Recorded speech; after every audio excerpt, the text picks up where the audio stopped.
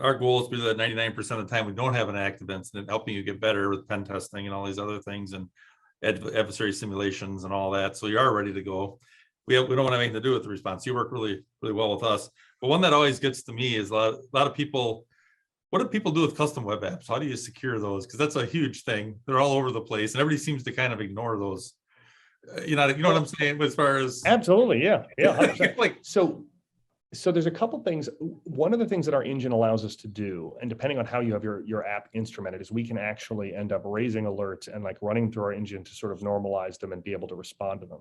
The key thing that usually requires though is being able to sit down with whoever built the app. And this is the part of the problem is like a lot of times you'll come in and like, who built it? Somebody who left 5 years ago, something like that. And that becomes a little bit more challenging. But if you're talking about a custom app, we tend to look at things and say, okay, well, there are a few classes of attack that this thing's going to suffer from. What would happen if X, Y, and Z? Where are your big security pinch points? We can do a little bit of risk analysis and you can say, okay, well, we have detections around this and this and this and this.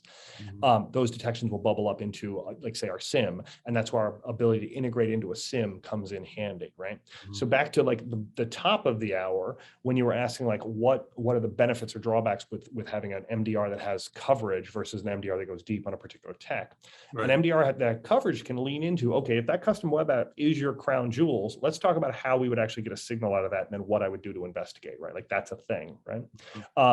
If you're just covering EDR or whatever, going to be a little more challenging. You'll have to instrument the server that it's running on and then hope that that's enough to get there. There's one last thing I would call out, which is this. In the case where you have something goes bump in the night in the web app, the thing that I've discovered over time is that the harder part is not necessarily the detection, although that can get tricky depending on what you're looking for. But the harder part is the response, because, okay, like how do I investigate this? Like, is that normal? Like, is that supposed to happen? And when you get to the answer of no, who do you call? What does the escalation path look like, and that kind of stuff? And that's where you get into like, hey, has anyone ever run like an incident simulation on this thing? Like one of the things that was kind of interesting, we were working with a customer, this was a number of years ago now, and they had some custom applications, crown jewels, this kind of thing. We ran through sort of like, okay, what would risk look like here? And then we're like, okay, so let's say for the sake of argument that got popped right there, who would we call? And they're like, no, I don't even know. I have no idea. Like, how would you turn it off? Like, that's a thing that you want to have an answer to, and right quick. So that's a thing, because when we deal with folks who are in the cloud, a lot of times the answer is like, okay, well, we're gonna turn off, we're gonna shut down that VPC, or we're gonna turn off that EC2 instance or something like that. And then the question is, okay, like who has the credentials to do that? Like at 2 a.m.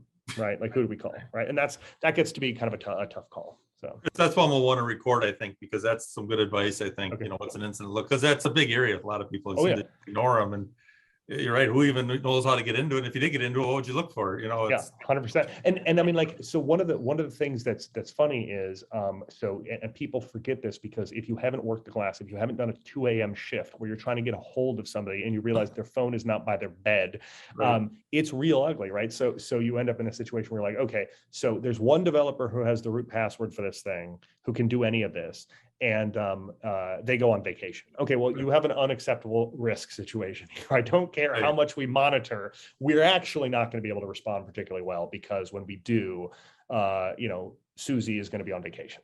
That's a problem, right? Yeah. Right. So. Yeah.